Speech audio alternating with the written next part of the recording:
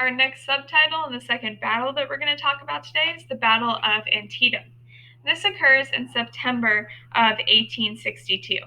Now, McClellan is the leader of the Army of the Potomac, which is the Union Army on the Eastern Theater.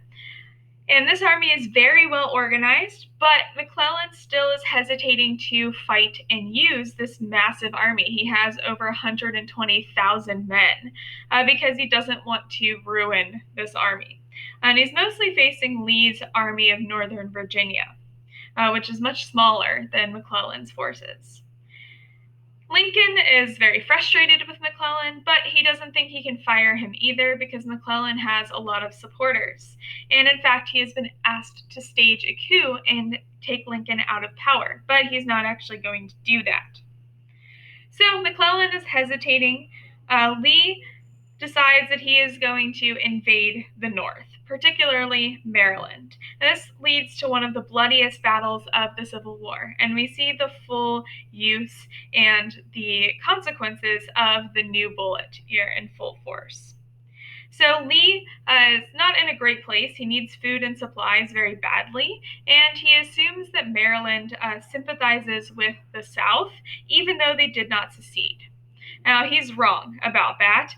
They're kind of scrounging for food as they go, picking grain that is actually still green and not ripe and getting sick off of it, and having rocks thrown at them by Maryland citizens.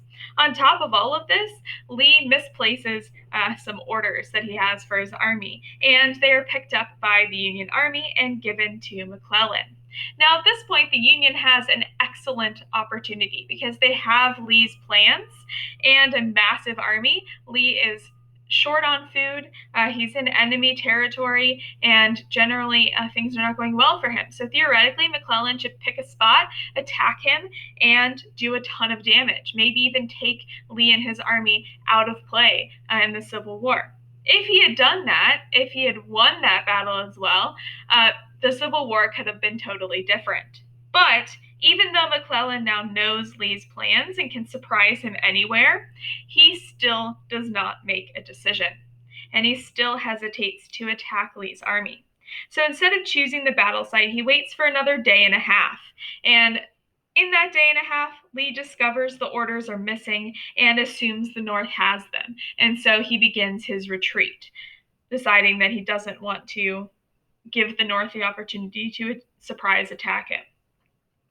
And so instead of McClellan choosing a site for battle that's advantageous to the Union Army, the armies accidentally collide at Antietam. And the Union Army still is more than twice as large as the Confederate Army at this time. McClellan has 80,000 of his men with him, and Lee only has 38,000.